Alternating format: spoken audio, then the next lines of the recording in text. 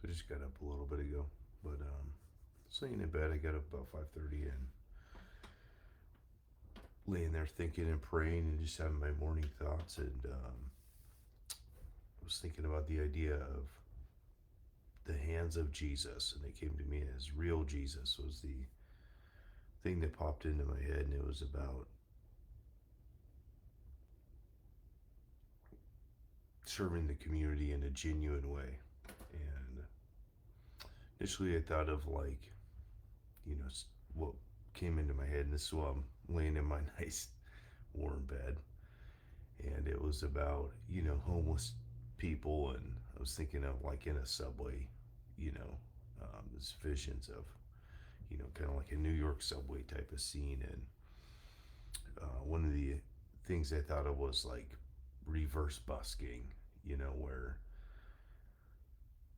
you're actually handing out money, and you can find some of these kind of videos on YouTube and just um, kind of stuff that people are doing like that, like giving away money and food. And I just saw one where this guy goes and meets addicts, kind of where they're at, and offers to help them and gives them money and takes them to, um, offers to take them to rehab and all this stuff. And wrote a bunch of stuff on my whiteboard here this morning, right when I came down, because I was like, man, I gotta write some of this stuff. And I'm not sure if that, there we go.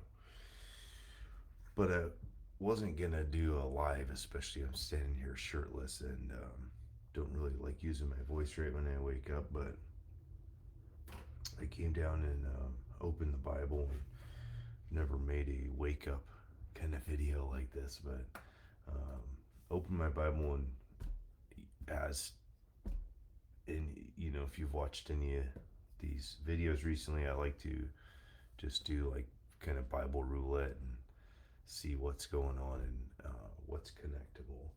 And so I was thinking about this idea of real Jesus, and what came to me is somebody I used to go to church with was talking about businesses supporting specifically like special needs in the church, and like church leadership and this type of stuff. And well, I I don't want to dive into that too deep, but I was thinking about the idea of businesses supporting community, and usually businesses will give, to philanthropical. I think that's what it is. Philan- Philanthropy, philanthropical causes, and we'll give to communities. And I go to auctions, benefit auctions. Some of you guys know I'm a benefit auctioneer, and I see businesses that support various organizations, and they give millions and millions of dollars a year. But what I'm thinking of is like, what's the real tactical application if downstream the idea is to give to the cause, and in the Bible our charge is to go into the world. Then I keep looking at my whiteboard because this is where I wrote everything down. uh, why wouldn't we be the hands of Jesus, and why wouldn't businesses support that, where we can support people at the very end? I know this sounds really altruistic. Again, these are my first thoughts waking up. But what I was thinking about is like widows and orphans, and we focus on like homeless people on the street, or I don't know what you call it now, people experiencing houselessness, I think is the correct term. But see, here we go, is like there's all kinds of like political and social causes that we can support. There's no end to organizations, but I don't see that in the Bible. In fact, nowhere is there a thing, an organization that we're supposed to support. We're supposed to support the cause of Christ. And it does talk about supporting the community of Christ. So in the church, so giving to the church, giving of our time and talents and resources to the church. It does talk about that in the New Testament. But overall, the message is not about, supporting community organizations. It's about supporting the organization of community. And so these are my waking thoughts. So I'm laying in bed and I start praying, and I've been praying a lot over the last couple months for wisdom. And I was thinking about this like business networking thing that I came up with the other day, B3D. And I think my alarm's going off. That's really annoying. Oh man, you can hear that over the. I'm gonna have to go fix that here in a second. But I was thinking about the well and going deeper and what that means. And I was part of a church group years ago called The Well. Oh man, this alarm's going to be super annoying. I'm going to have to go get that. See, this is when I was planning on waking up, but sometimes I wake up a little earlier. This is going to be a 10-second break. Take a sip of your coffee because I'm going to grab my water here and take a sip too.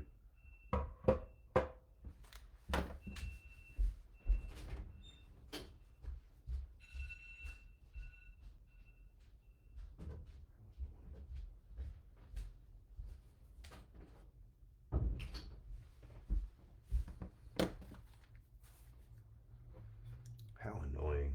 So I go out there and it's on the stove, which is immediately adjacent to a large living room with a high ceiling.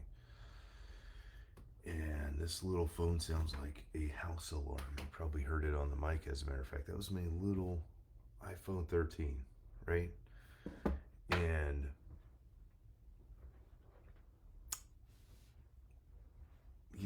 that actually everything works together. That actually perfectly highlights my point. Well, I'm worried about the stupid phone that I don't even want anymore. And it's not that I don't want this phone, it's that I don't want a phone. The fact that I'm ruled by electronics, this is like a very modern problem.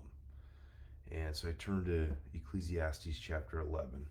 And I'm thinking about this as what I opened up to randomly. Invest in life is the heading. The first verse: send your bread on the surface of the water, for after many days you will find it. Give a portion to 7 or even 8, for if you don't know what disaster may happen on earth. I mean, I I can't make this stuff up. I came down and opened the Bible, and here's where I'm at. This is where I land. And these are the things that God reveals to me. This happens to me almost every day now. And I'm just praying for wisdom, and this is where I end up, in Ecclesiastes. And Solomon is the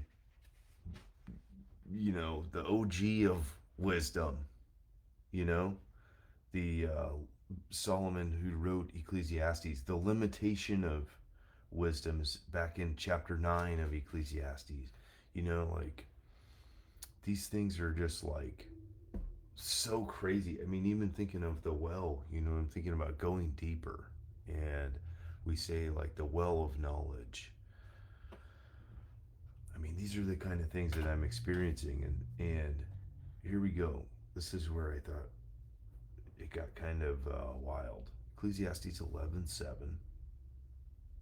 Light is sweet, and it's pleasing for the eyes to see the sun. So I get up, and my phone's too bright. It's too bright, especially when I'm first waking up. And so I'm trying to like squint, and you guys might know this too. And I'm trying to prevent damage to my eyes.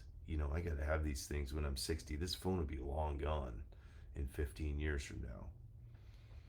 But I still got to have eyes, or I hope to have eyes. And I come downstairs and I'm, waking up, and I have a nightlight in my bathroom, and my phone, like maybe I hit it or something, and it kind of like popped up. The screen kind of popped up, and I'm thinking, I'm like, man, this is like, I got my porch light over here, and um, I had this thought. I'm like, man, I'm being bombarded by light right now, and it was an annoying feeling. This wasn't like some, esoteric, like I'm not trying to make some deeper connection here. It was literally like I have too much light going in my eyes, so I literally like closed my eyes for a second while I'm walking out into my living room. And but there was a tie-in, because then I got to Ecclesiastes 7, 10, 15 minutes later, when I hear light is sweet, pleasing for the eyes to see the sun. Well, we know that God is light through the word, through scientific discovery. We know that light is photons.